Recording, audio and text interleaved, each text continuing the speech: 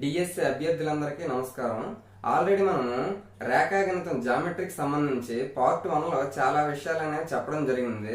రేఖ అంటే ఏంటి, బిందువు అంటే ఏంటి, రేఖాఖండము, సంపూరక కోణాలు, పూరక కోణాలు, కోణాలు, ఆ విధంగా రకరకాల కోణాల కోసం వాటన్నిటి కోసం తెలుసుకున్నాము. ఈ రోజు రేఖాగణితం జామెట్రీకి సంబంధించి సెకండ్ పార్ట్ లో త్రిభుజానికి సంబంధించి త్రిభుజ ధర్మాలు, త్రిభుజంలోని రకాలు, త్రిభుజం తాలూకా భుజాల ధర్మాలు, త్రిభుజం తాలూకా కోణాల ధర్మాలు, ఆ విధంగా త్రిభుజానికి సంబంధించి చాలా విషయాలు అనేవి ఈ రోజు టాపిక్ లో తెలుసుకున్నాం. ట్రయాంగిల్ త్రిభుజం సంబంధించి తెలుసుకున్నాం. ఫస్ట్ త్రిభుజం అంటే ఏంటి, మూడు రేఖాఖండాలతో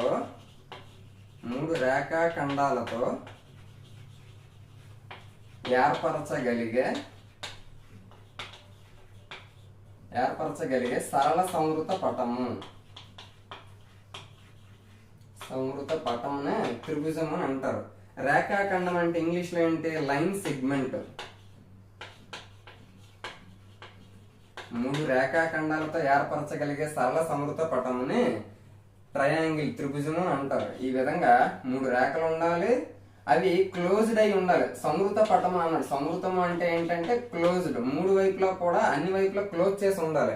ఆ విధంగా మూడు రేఖాఖండాలతో ఏర్పరచగలిగే సరళ సంవృత పటం ఏదైతే ఉంటుందో దానిని త్రిభుజము, ట్రయాంగిల్ అని అంటారు. మరి ఈ త్రిభుజానికి పేరు పెట్టాలి అంటే సపోజ్ ఈ విధంగా ట్రయాంగిల్ ఏబిసి, త్రిభుజం ఏబిసి అని ఈ విధంగా ఈ త్రిభుజాన్ని పిలుస్తారు. మరి ఈ త్రిభుజంలో ఎన్ని శీర్షాలు ఉన్నాయి, శీర్షం ఏ, బి, సి, ఆ విధంగా మూడు శీర్షాలు ఉన్నాయి, వర్టిసెస్ మూడు ఉన్నాయి. అలాగే కోణాలు ఎన్ని ఉన్నాయి, angle A, angle B, angle C, మూడు కోణాలు ఉన్నాయి, యాంగిల్స్ మూడు ఉన్నాయి. అలాగే సైడ్స్ భుజాలు ఎన్ని ఉన్నాయి, ఏబి భుజం, బిసి భుజం, సిఏ భుజం, ఆ విధంగా మూడు భుజాలు ఉన్నాయి, 3 సైడ్స్ కూడా ఉన్నాయి. ఆ విధంగా త్రిభుజానికి సంబంధించి మూడు రేఖాఖండాలతో ఏర్పరచగలిగే సరళ సంవృత పటాన్ని త్రిభుజము అని అంటారు. మూడు కోణాలు ఉంటాయి, అలాగే మూడు భుజాలు ఉంటాయి, మూడు శీర్షాలు కూడా ఉంటాయి. ఇప్పుడు మనకి ముందు నుంచి తెలిసిన విషయం ఏంటంటే ఏ త్రిభుజానికైనా అంతర్కోణాల మొత్తం ఎప్పుడూ కూడా 180 డిగ్రీస్ ఉంటుంది. Angle A plus angle B plus angle C is equal to 180 degrees. Interior angles always sum of interior angles is always equal to 180 degrees. అలాగే ఇప్పుడు ఇదే త్రిభుజాన్ని మనము ఇప్పుడు ఈ త్రిభుజం ఈ విధంగా పొడిగించామనుకోండి, అప్పుడు ఇక్కడ ఒక ఎక్స్టీరియర్ యాంగిల్ బాహ్య కోణం వస్తుంది కదా. ఆ బాహ్య కోణం ఎంత ఉంటుందంటే దాని లోపల అంతరాభిముఖ కోణాలు ఉన్నాయి కదా, అంతరాభిముఖ కోణాల మొత్తానికి సమానం. అంటే యాంగిల్ ఏ దగ్గర ఎంత ఉందో యాంగిల్ బి దగ్గర అంతర్కోణాల విలువలు ఎంత ఉన్నాయో ఆ రెండింటిని ప్లస్ చేస్తే ఇక్కడ సి దగ్గర వచ్చే బాహ్య కోణానికి సమానం అవుతుంది. ఇప్పుడు సపోజ్ సి దగ్గర బాహ్య కోణం ఎక్స్ అనుకుంటే, ఏ దగ్గర అంతర్కోణం వై అనుకుంటే, బి దగ్గర అంతర్కోణం జెడ్ అనుకుంటే, సి దగ్గర వచ్చే బాహ్య కోణం ఎక్స్ ఈజ్ ఈక్వల్ టు అంతరాభిముఖ కోణాలు వై ప్లస్ జెడ్ అనేది అవుతుంది. ఆ విధంగా ఒక బాహ్య కోణం యొక్క విలువ దాని అంతరాభిముఖ కోణాల మొత్తానికి సమానము. Exterior angle is equal to opposite some of opposite interior angles, ఆ విధంగా చెప్తారు. నెక్స్ట్ ఇప్పుడు సపోజ్ అదే త్రిభుజాన్ని ఇప్పుడు ఇక్కడ ఒక ఎక్స్టీరియర్ యాంగిల్ వస్తుంది, నెక్స్ట్ ఇక్కడ ఒక ఎక్స్టీరియర్ యాంగిల్ వస్తుంది, నెక్స్ట్ ఇక్కడ ఒక ఎక్స్టీరియర్ యాంగిల్ వస్తుంది. ఈ విధంగా మూడు బాహ్య కోణాలు వచ్చాయి కదా, ఇక్కడ వచ్చే బాహ్య కోణము, ఇక్కడ వచ్చే బాహ్య కోణం, ఇక్కడ వచ్చే బాహ్య కోణం, మొత్తం ఈ మూడు బాహ్య కోణాలని మనము మొత్తం చేస్తే బాహ్య కోణాల మొత్తము సమ్ ఆఫ్ ఎక్స్టీరియర్ యాంగిల్స్ ఎంత ఉంటుంది అని అంటే 360 డిగ్రీస్ ఉంటుంది. ఇంటీరియర్ యాంగిల్స్ ఎంత ఉంటుందంటే 180 డిగ్రీస్ ఉంటుంది. అంతర్కోణాల మొత్తం ఎప్పుడు కూడా 180 డిగ్రీస్, అది మనకు తెలుసు. అలాగే బాహ్య కోణాల మొత్తం ఎప్పుడు కూడా 360 డిగ్రీస్ ఉంటుంది. ఆ విధంగా త్రిభుజానికి సంబంధించి మూడు రేఖాఖండాలతో ఏర్పరచగలిగే సరళ సంవృత పటాన్ని త్రిభుజము, ట్రయాంగిల్ అని అంటారు. ఆ ట్రయాంగిల్ లో మూడు శీర్షాలు ఉంటాయి, మూడు భుజాలు ఉంటాయి, మూడు కోణాలు ఉంటాయి. నెక్స్ట్ ఆ త్రిభుజంలోని మూడు కోణాల మొత్తము 180 డిగ్రీస్, 180 డిగ్రీలు ఉంటుంది. అలాగే త్రిభుజం ఒక బాహ్య కోణం అనేది దాని అంతరాభిముఖ కోణాల మొత్తానికి సమానము, అది కూడా తెలుసుకోండి. నెక్స్ట్ త్రిభుజంలోని మూడు బాహ్య కోణాల మొత్తం ఎప్పుడూ కూడా 360 డిగ్రీలు ఉంటుంది. నెక్స్ట్ ఒక త్రిభుజం ఏదైనా తీసుకుంటే ఈ విధంగా త్రిభుజం తీసుకుంటే ఈ త్రిభుజంలో రెండు భుజాలు సమానం అనుకోండి, ఈ మూడో భుజం వేరేగా ఉందనుకోండి. అంటే ఇప్పుడు ఏవైతే రెండు సమానమైన భుజాలు ఉన్నాయో వాటికి ఎదురుగా ఉన్న కోణాలు, ఇక్కడ సమానమైన భుజం ఉంది కాబట్టి దానికి ఎదురుగా ఉన్న కోణము, ఇక్కడ సమానమైన భుజం ఉంది కాబట్టి దానికి ఎదురుగా ఉన్న కోణం, ఈ రెండు కోణాలు కూడా సమానం అవుతుంది. అంటే రెండు సమానమైన ఒక త్రిభుజంలో రెండు భుజాలు సమానంగా ఉంటే వాటికి ఎదురుగా ఉన్న కోణాలు కూడా సమానం అవుతుంది. నెక్స్ట్ దానికి ఆపోజిట్ లో, అంటే దానికి రివర్స్ లో, ఇప్పుడు ఇక్కడ ఎంత యాంగిల్ ఉంటుందో ఇక్కడ కూడా అంతే యాంగిల్, అంటే ఈక్వల్ యాంగిల్స్ ఉన్నాయి అనుకోండి. అప్పుడు ఇక్కడ రెండు సమానమైన కోణాలు అయినప్పుడు ఆ సమానమైన కోణాలకు ఎదురుగా ఉన్న భుజాలు కూడా సమానం అవుతాయి. ఇప్పుడు ఇక్కడ ఈ రెండు కోణాలు సమానం అని చెప్పాను కదా, మరి ఈ కోణంకి ఎదురుగా ఉన్న భుజం ఇది ఎంత ఉంటుందో ఈ కోణంకి ఎదురుగా ఉన్న భుజం ఇది కూడా అంతే ఉంటుంది. ఆ విధంగా ఇక్కడ మనం రెండు పాయింట్లు తెలుసుకోవాలి. రెండు సమానమైన భుజాలకు ఎదురుగా ఉన్న కోణాలు సమానం అవుతాయి, అలాగే రెండు సమానమైన కోణాలకు ఎదురుగా ఉన్న భుజాలు కూడా సమానం అవుతాయి. ఆ విధంగా ఈ రెండు పాయింట్లు కూడా చాలా చాలా ఇంపార్టెంట్. త్రిభుజ భుజాలకు సంబంధించి కొన్ని ధర్మాలు ఉన్నాయి, అవి చూద్దాం. ఇప్పుడు సపోజ్ ఈ విధంగా ఒక త్రిభుజం ఇచ్చి ఆ త్రిభుజంలో ఈ భుజము ఈ సైడ్ ఏ అనుకొని, ఇది బి అనుకొని, ఇది సి అనుకుంటే అప్పుడు మనము దీన్ని బట్టి ఈ భుజాల తాలూకా ధర్మాలు ఏ విధంగా చెప్పొచ్చు అంటే, ఏ రెండు భుజాల మొత్తమైనా, సపోజ్ ఈ రెండు భుజాల మొత్తము మూడో భుజం కంటే ఖచ్చితంగా ఎక్కువే ఉండాలి. అంటే A plus B greater than C, అంటే రెండు భుజాల మొత్తము మూడో భుజం కంటే ఖచ్చితంగా ఎక్కువే ఉండాలి. అలాగే ఫర్ సపోజ్ ఈ రెండు కలిపినా మూడో భుజం కంటే ఎక్కువ ఉండాలి, కాబట్టి B plus C greater than A. అలాగే ఈ రెండు భుజాలు కలిపినా మూడో భుజం కంటే ఎక్కువే ఉండాలి, కాబట్టి A plus C greater than B. ఈ విధంగా ఏ రెండు భుజాలు మనం కలిపినా ఖచ్చితంగా మూడో భుజం కంటే ఎక్కువే ఉండాలి. అది భుజాల తాలూకా ధర్మం. దీన్ని బట్టి ఇంకోటి కూడా చెప్పొచ్చు, ఏ రెండు భుజాల భేదమైన మూడో భుజం కంటే తక్కువే ఉండాలి. మరి ఇక్కడ రెండు భుజాలు ఉన్నాయి, ఏ minus B, suppose a difference B, అంటే ఈ రెండింటిలో డిఫరెన్స్ అంటే ఏది పెద్దదైతే అది దాంట్లో నుంచి చిన్నదాన్ని తీస్తే ఆ డిఫరెన్స్ వస్తుంది కదా, ఆ డిఫరెన్స్ ఎప్పుడు కూడా ఈజ్ లెస్ దాన్ సి. అంటే రెండు భుజాల భేదం ఎప్పుడు కూడా మూడో భుజం కంటే ఖచ్చితంగా తక్కువే ఉంటుంది అని అర్థం. సేమ్ దీన్ని బట్టి ఇంకేం రాయొచ్చు,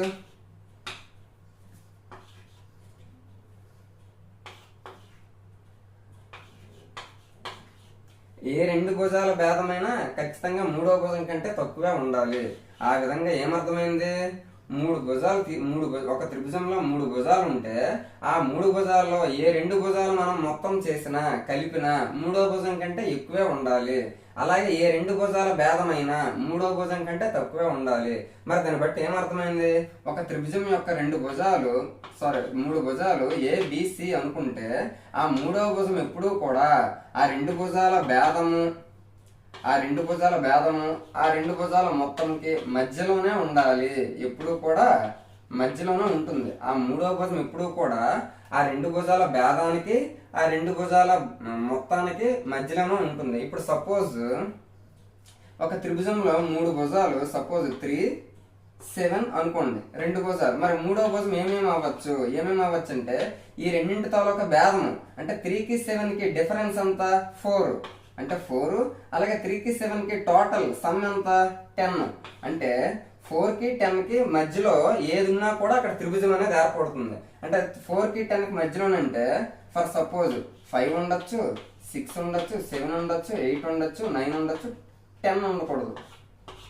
అంటే 4కి 10కి మధ్యలో ఉండే నెంబర్స్ అన్నిటితో కూడా మనకి ఖచ్చితంగా త్రిభుజం అనేది ఏర్పడుతుంది. ఇప్పుడు మనకి త్రిభుజం ఏర్పడుతుందా లేదా చూద్దాం.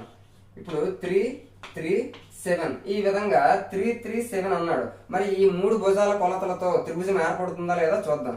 ఈ మనకి త్రిభుజ ధర్మాలు ఏంటి, త్రిభుజంలోని భుజాల ధర్మాలు ఏంటి, ఏ రెండు భుజాలు మొత్తమైనా ఖచ్చితంగా మూడో భుజం కంటే ఎక్కువ ఉండాలి అని అన్నాం. మరి ఇక్కడ ఈ రెండు భుజాల మొత్తం 3 + 3 6 అయింది. మరి మూడో భుజం 7. మరి రెండు భుజాలు మొత్తం చేస్తే మూడో భుజం కంటే ఎక్కువ ఉండాలి, కానీ ఎక్కువ వచ్చిందా, రాలేదు. మరి దీన్ని బట్టి ఏమర్థమైంది, ఇక్కడ 3, 3, 7 ఈ మూడు కొలతలతోటి త్రిభుజాన్ని ఏర్పరచగలమా అంటే ఏర్పరచలేము. నెక్స్ట్ సపోజ్ ఈ విధంగా 4, 4, 8 ఉంది. మరి ఈ మూడు కొలతలతోటి త్రిభుజాన్ని ఏర్పరచగలమా చూద్దాం.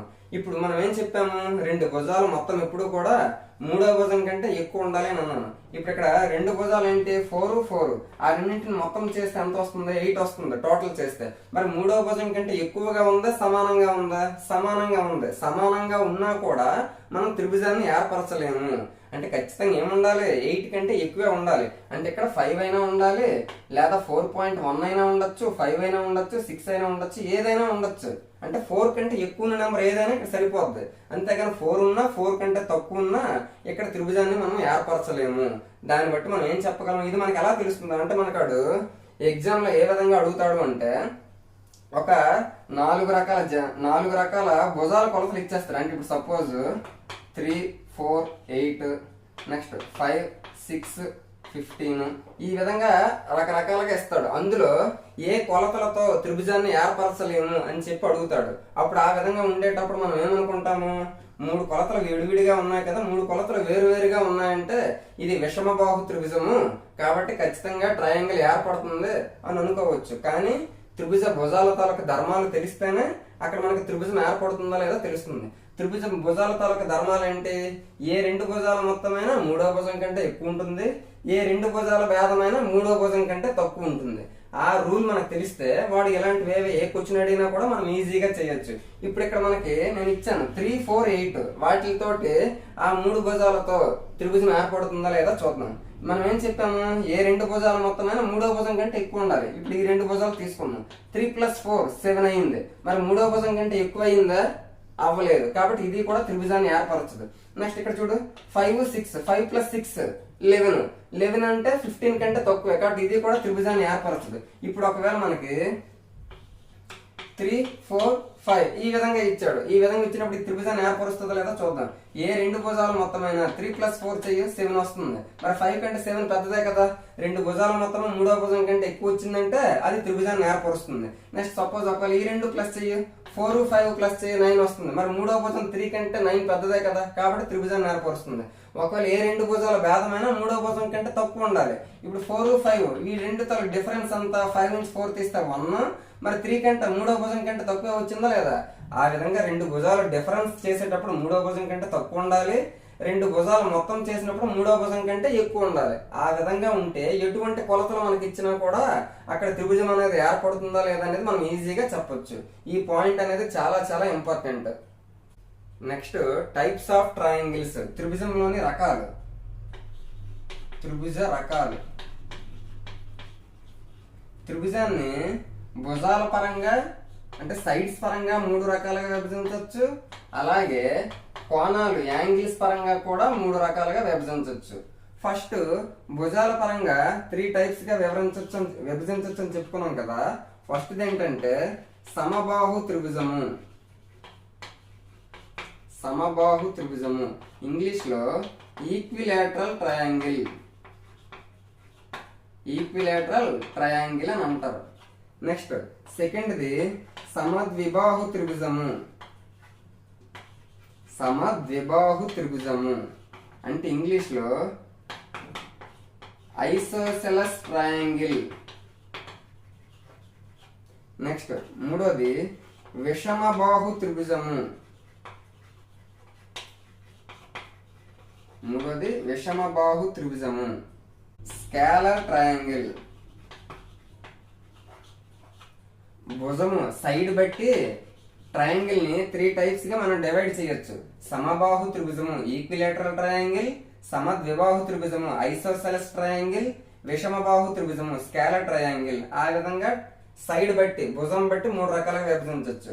నెక్స్ట్ కోణము యాంగిల్ బట్టి మళ్ళీ 3 టైప్స్ గా విభజించవచ్చు. అల్పకోణ త్రిభుజము, అల్పకోణ త్రిభుజము ఇంగ్లీష్ లో acute triangle, acute angle triangle. Next లంబకోణ త్రిభుజము, దీన్ని రైట్ యాంగిల్ ట్రయాంగిల్ అని అంటారు. నెక్స్ట్ అధిక కోణ త్రిభుజము, అధిక కోణ త్రిభుజము obtuse angle triangle, obtuse angle, obtuse angle triangle. ఆ విధంగా కోణం బట్టి 3 రకాలు. అల్పకోణ త్రిభుజము ఎక్యూట్ యాంగిల్, లంబకోణ త్రిభుజము రైట్ యాంగిల్ ట్రయాంగిల్, నెక్స్ట్ అధిక కోణ త్రిభుజం అబ్ట్యూజ్ యాంగిల్ ట్రయాంగిల్. ఆ విధంగా కోణం బట్టి 3 రకాలు, సైడ్ భుజం బట్టి కూడా 3 రకాలు. ఇప్పుడు మనము భుజం బట్టి 3 రకాల సమబాహు త్రిభుజము, సమద్విబాహు త్రిభుజము, విషమబాహు త్రిభుజం ఈ మూడింటి గురించి తెలుసుకున్నాం. ఫస్ట్ భుజాల పరంగా ఫస్ట్ది సమబాహు త్రిభుజము గురించి తెలుసుకున్నాం. సమబాహు త్రిభుజము ఈక్విలేటరల్ ట్రయాంగిల్, ఈక్విలేటరల్ ట్రయాంగిల్ దీని గురించి తెలుసుకున్నాం. సమబాహు త్రిభుజము అంటే ఒక త్రిభుజంలోని 3 భుజాలు సమానంగా ఉంటే, అంటే ఈ విధంగా ఉండి 3 భుజాలు సమానంగా ఉన్నాయనుకో, అంటే ప్రతి భుజము కూడా కొలత ఒకేలా ఉండాలి. ఆ విధంగా 3 భుజాలు సమానంగా ఉంటే దానిని సమబాహు త్రిభుజము ఈక్విలేటరల్ ట్రయాంగిల్ అని అంటారు. మరి మనకి ప్రతి సమానమైన భుజానికి ఎదురుగా ఉన్న కోణం కూడా సమానంగా ఉంటుంది. అంటే 3 సమానంగా ఉన్నాయి కాబట్టి దీనికి ఎదురుగా ఉన్న ఈ కోణము, నెక్స్ట్ ఈ భుజానికి ఎదురుగా ఉన్న ఈ కోణము, ఈ సైడ్ కి ఎదురుగా ఉన్న ఈ యాంగిల్, ఆ విధంగా 3 కోణాలు కూడా సమానంగా ఉంటాయి. నెక్స్ట్ 3 భుజాలు సమానంగా ఉంటాయి. సమబాహు త్రిభుజంలో 3 భుజాలు సమానంగా ఉంటే అది ఎలాగో సమబాహు త్రిభుజం కాబట్టి 3 భుజాలు సమానంగా ఉంటాయి, 3 sides ఆర్ ఈక్వల్, అలాగే 3 యాంగిల్స్ ఆర్ ఈక్వల్, 3 కోణాలు సమానంగా ఉంటాయి. అలాగే ప్రతి కోణము కూడా 60 డిగ్రీలో ఉంటుంది. ప్రతి అంతర్కోణము 60 డిగ్రీలు ఉంటుంది. ఎందుకు? మనకి మూడు అంతర్కోణాల మొత్తం, ఒక త్రిభుజంలోని 3 అంతర్కోణాల మొత్తం ఎప్పుడూ కూడా 180 డిగ్రీలు ఉంటుందని మనకు తెలుసు.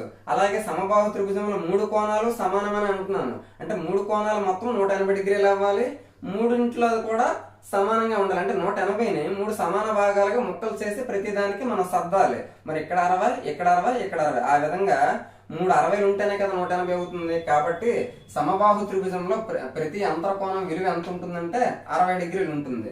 అలాగే ప్రతి బాహ్య కోణము, సమబాహు త్రిభుజంలో ప్రతి బాహ్య కోణము ఎంత ఉంటుందంటే 120 డిగ్రీస్ ఉంటుంది. Exterior angle. ఇప్పుడు సపోజ్ ఈ సైడ్ ని మనం పొడిగించామనుకోండి, అప్పుడు ఇక్కడ ఆటోమేటిక్ గా ఒక ఎక్స్టీరియర్ యాంగిల్ బాహ్య కోణం వస్తుందా లేదా?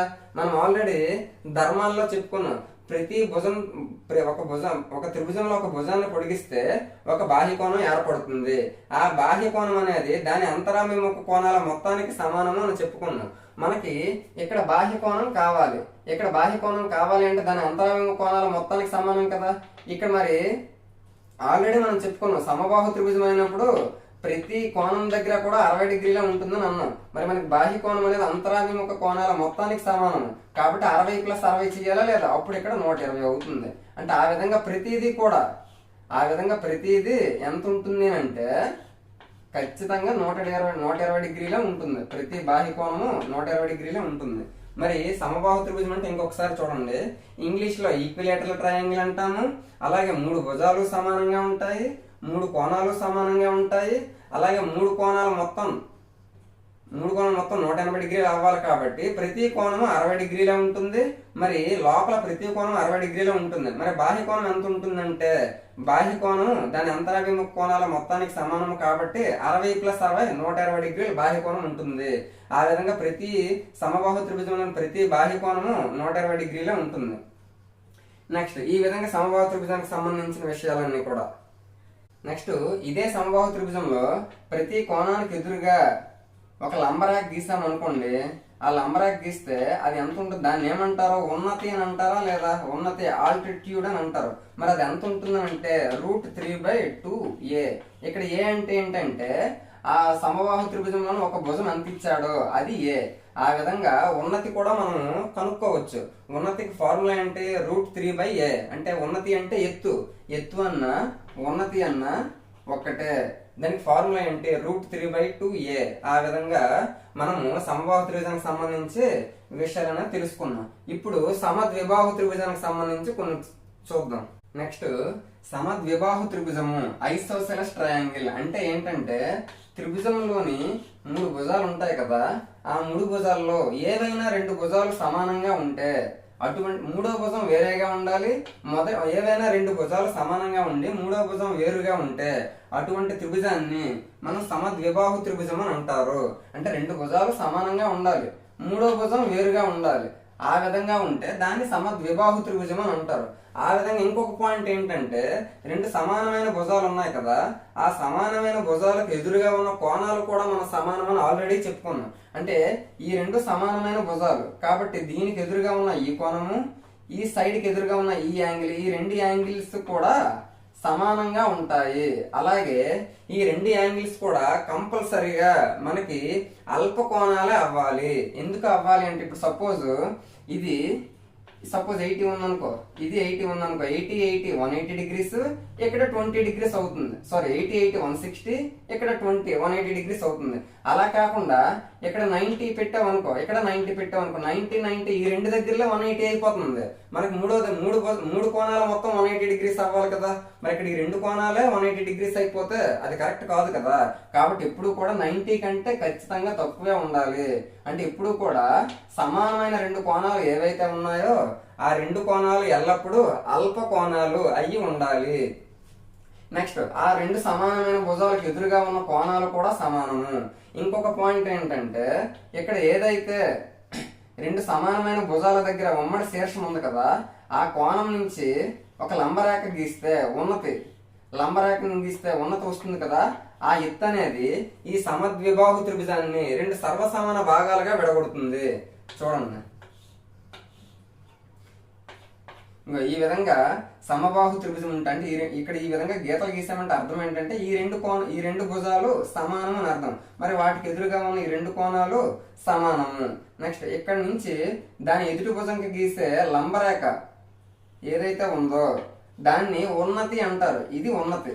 ఈ ఉన్నతి ఏం చేస్తుంది, ఈ సమద్విబాహు త్రిభుజాన్ని రెండు సర్వసమాన భాగాలుగా విడగొడుతుంది అని అర్థం. అంటే మనం ఇక్కడ తెలుసుకోవాల్సింది ఏంటంటే, సమద్విబాహు త్రిభుజంలో రెండు భుజాలు సమానంగా ఉంటాయి, 2 sides are equal.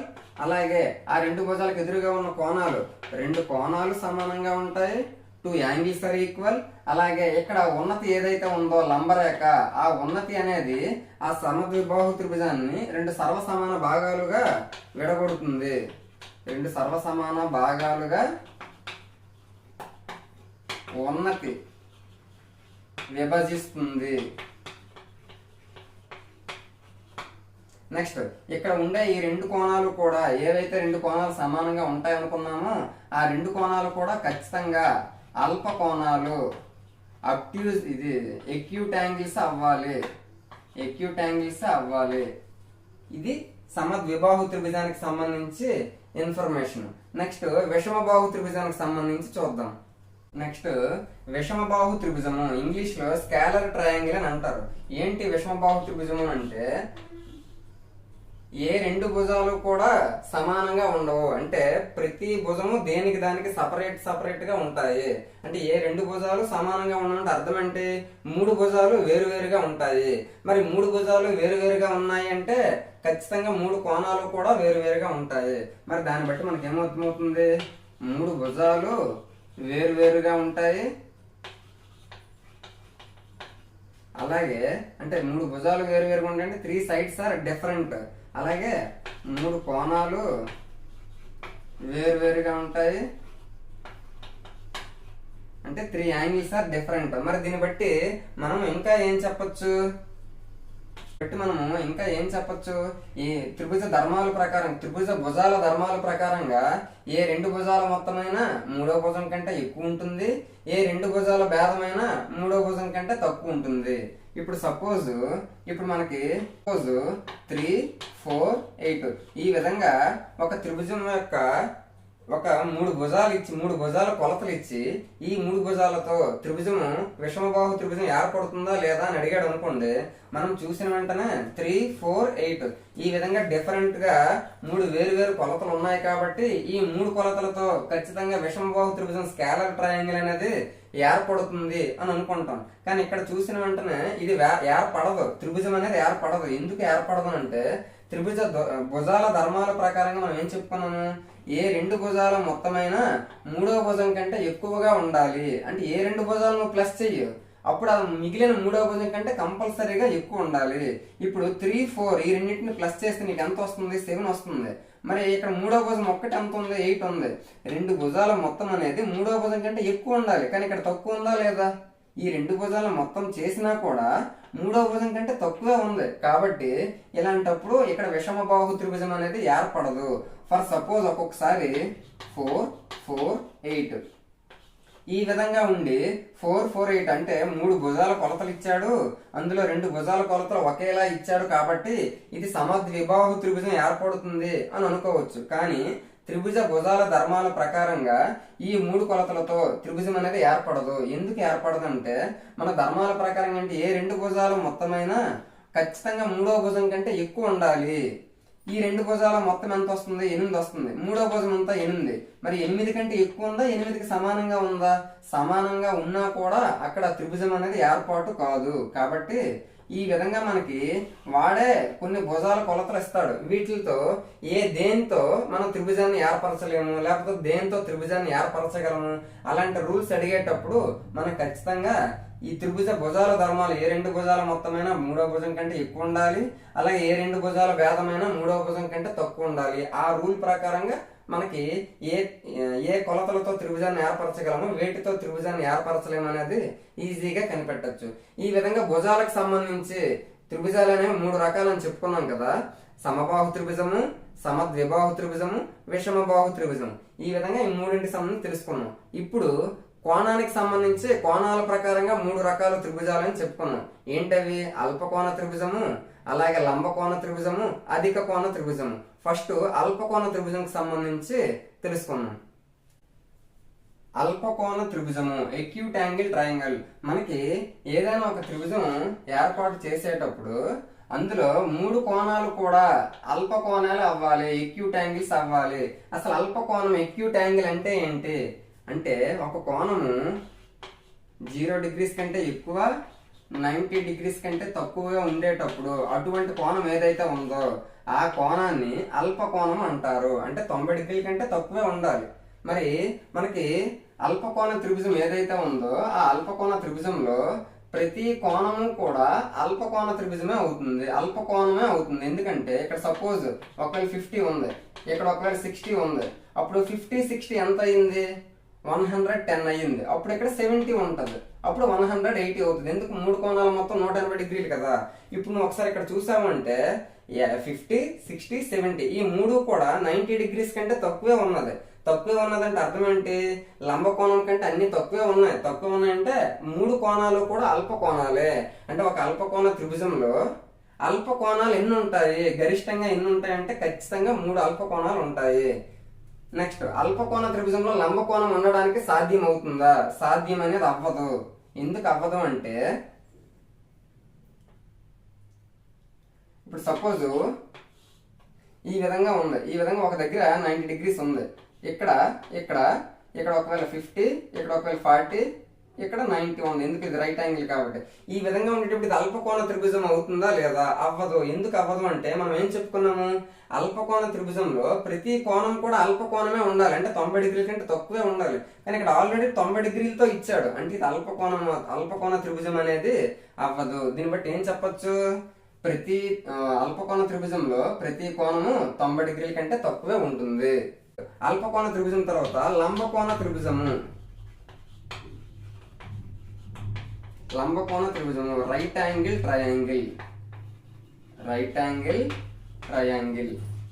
Right angle triangle అంటే ఏంటి? లంబకోణము. లంబకోణం అంటే ఏంటి? ఒక త్రిభుజంలో 3 కోణాలు ఉంటాయి కదా.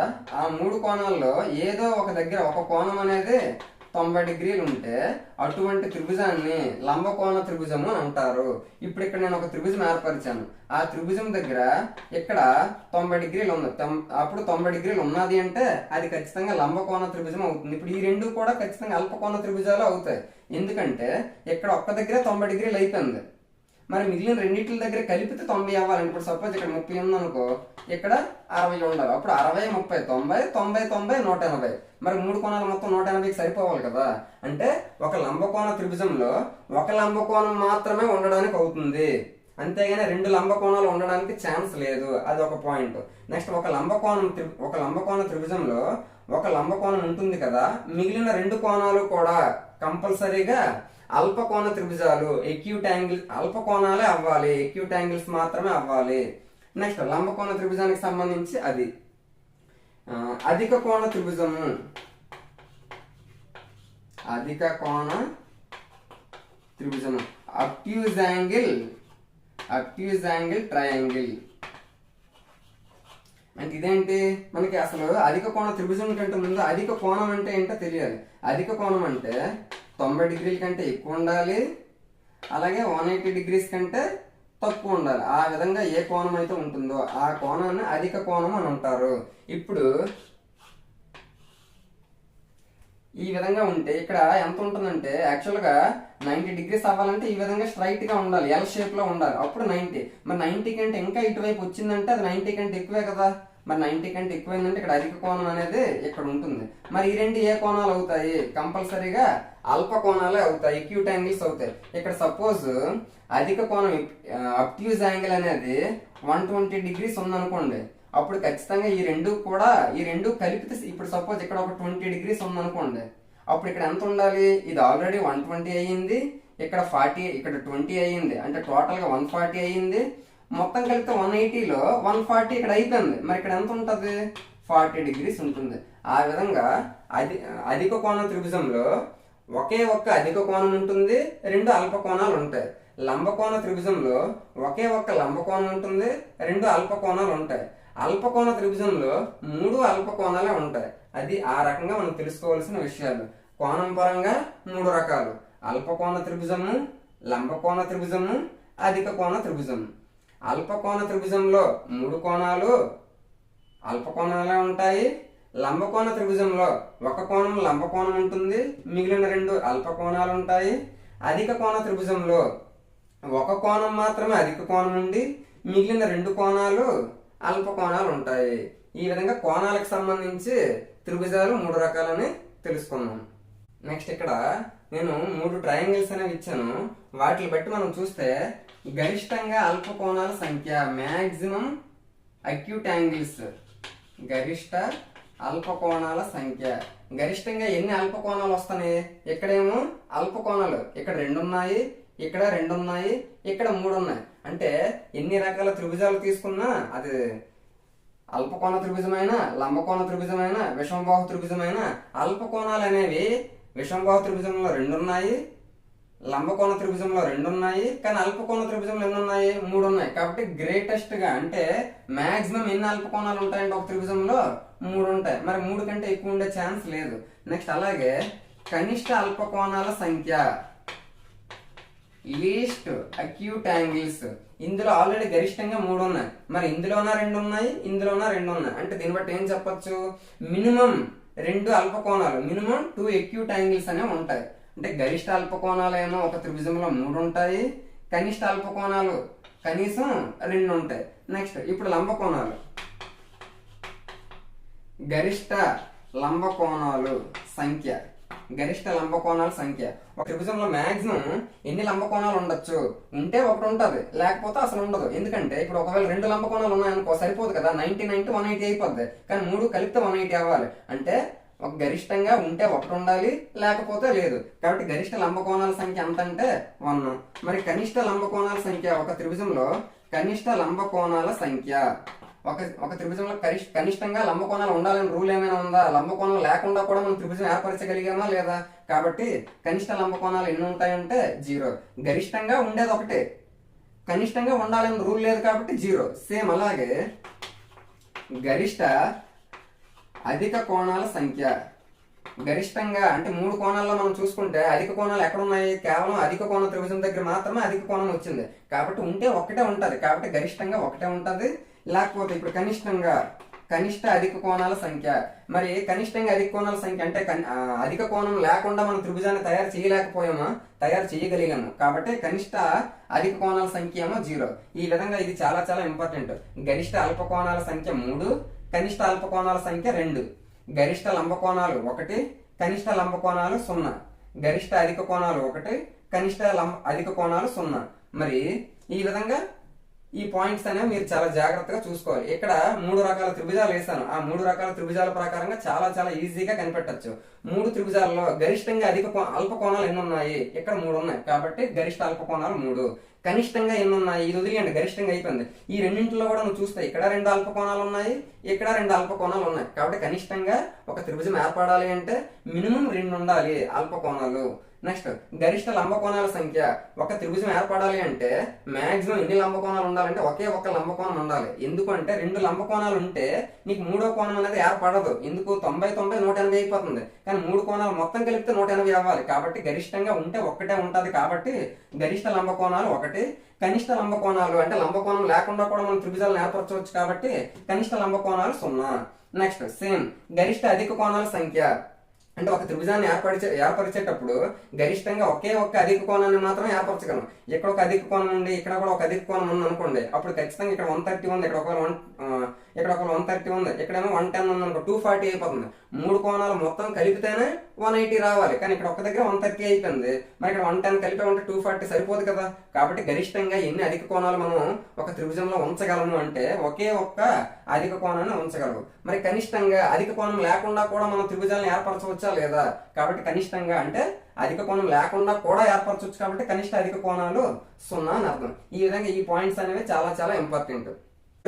ఈ లంబకోణ త్రిభుజం ఏదైతే ఉందో ఈ లంబకోణంలో ఈ 2 భుజాలు కదా, దానికి ఎదురుగా ఉండేది ఏదైతే పెద్ద భుజం ఉందో దాన్ని కర్ణము డయాగ్నల్ అంటారు. కర్ణము స్క్వేర్ ఈజ్ ఈక్వల్ టు ఈ 2 భుజాల స్క్వేర్ల మొత్తం అంటే వర్గాల మొత్తం. అంటే సపోజ్ ఇది ఏ అనుకోండి, ఇది బి అనుకోండి, ఇది సి అనుకోండి, అప్పుడు ఎలా రాయొచ్చు? సి స్క్వేర్ కర్ణము స్క్వేర్ ఈజ్ ఈక్వల్ టు ఈ 2 భుజాల వర్గాల మొత్తం A square plus B square.